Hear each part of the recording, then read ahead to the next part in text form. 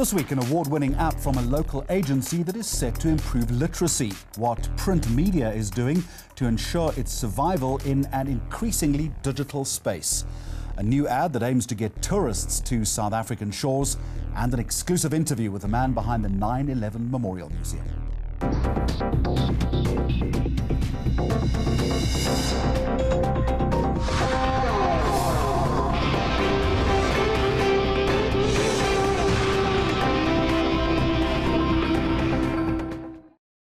Well, right now it seems like award season for the media in South Africa, and the latest one honours print and digital media. My colleague Hoosain Karjieker went along to the recent ceremony and brings us the night's big winners.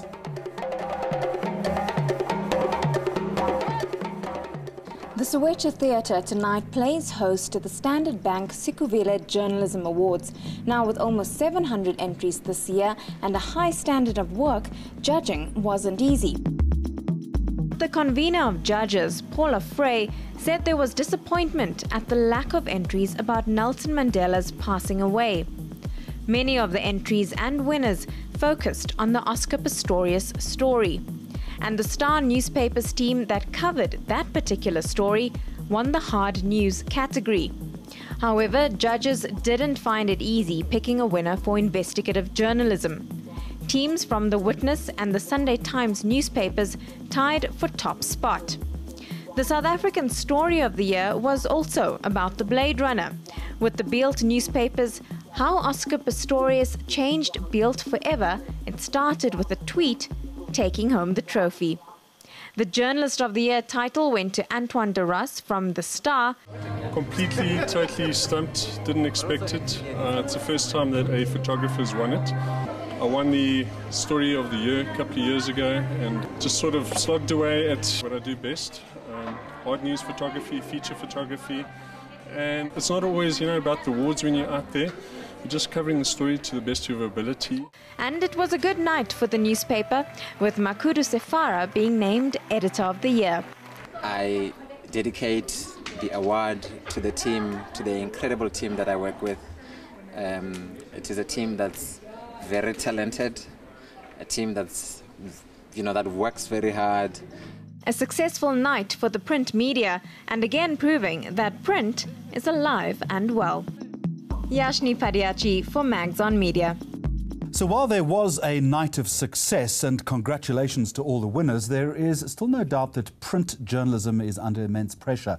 And the latest ABC circulation figures certainly attest to that. So what are the big ideas for the print sector going forward? Joining us now is Hoosain Karjieker, chairperson of the Print Media South Africa organisation, along with Makhudu Sefara, who is editor of The Star, and as you saw in that reporter, editor of the year. Congratulations to you.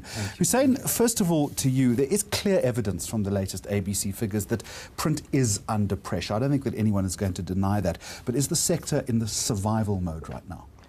I don't think it's in a survival mode, Jamie. I think it's more about us reevaluating our business models and trying to see how we sort of deal with the shift of ad spend to various other platforms. So we found that a lot of the spend has shifted from print into electronic platforms. About that, I mean radio, television, and online. At the same time, as publishers, we're growing our audiences online, so that does make it a valuable proposition that we can present to advertisers. And it's really about how we go about doing that, how we package it, how we make it an attractive proposition to the advertisers out there. So there definitely is a shift, that we're all grappling with right now. Makhudu, are you focusing as much on the online product as you are on the pages?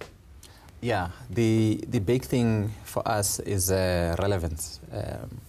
And in order to get to relevance, you need to look at society holistically and say, there are changes in society.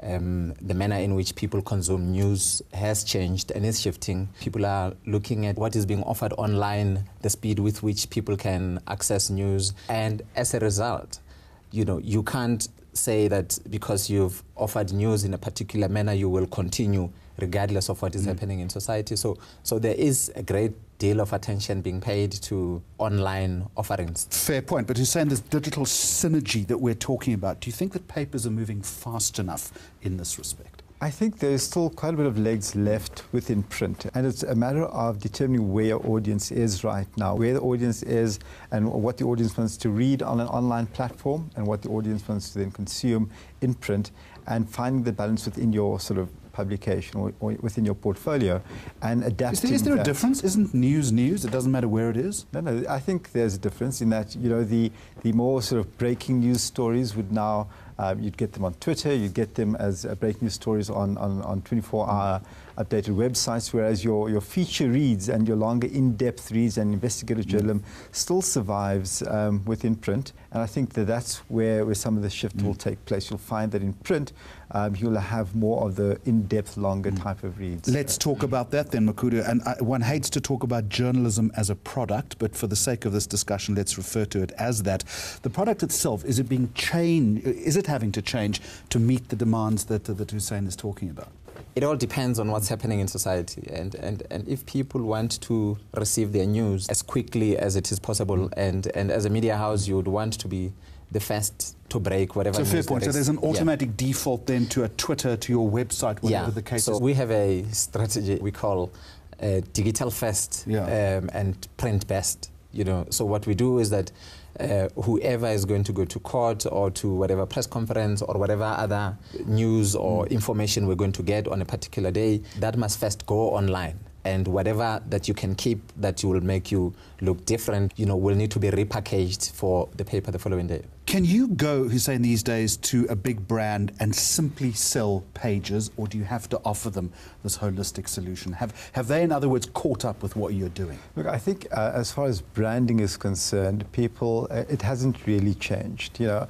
But I think that what advertisers do want to have a look at is more into what they can get in terms of return on their investment. So online does present you with the ability to get some substantive results in terms of who is reading, who is clicking through, and that type of thing. And I think that more of the brand type advertising is going into print nowadays. Makhudu, final question to you. As editor of the year, how's your job changed? Do you see yourself as much as of being an editor as also being a brand manager, that you have to have an increasingly important relationship with advertisers, or does that divide still exist? And careful, you've got a publisher sitting next to you here. No. There's the press code. The press code that, you know, that's a guide for all of us. Insists on there being a line between editorial and advertising. The point I'm making is that line blurring, though. Yeah, but increasingly you will find that editors of today are very different to the editors we've had in the past, and that they are acting more as the stewards of their brands. And in the end, the truth is, if the publication isn't commercially viable, you know, you won't be able to do the exciting editorial stuff. And that's exactly the point. 20 years ago, an editor would never have understood what the words brand steward are, and you yourself are using that now. Gentlemen, thank you very much for joining us. Hoosain Karjieker, Chairman Print Media South Africa, also from the Mail and Guardian, and Makhudu Sefara from the Star, Editor of the Year. Thank you both.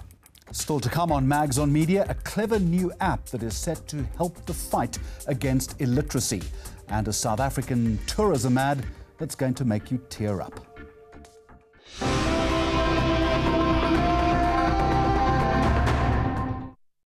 News that moves. ENCA.com.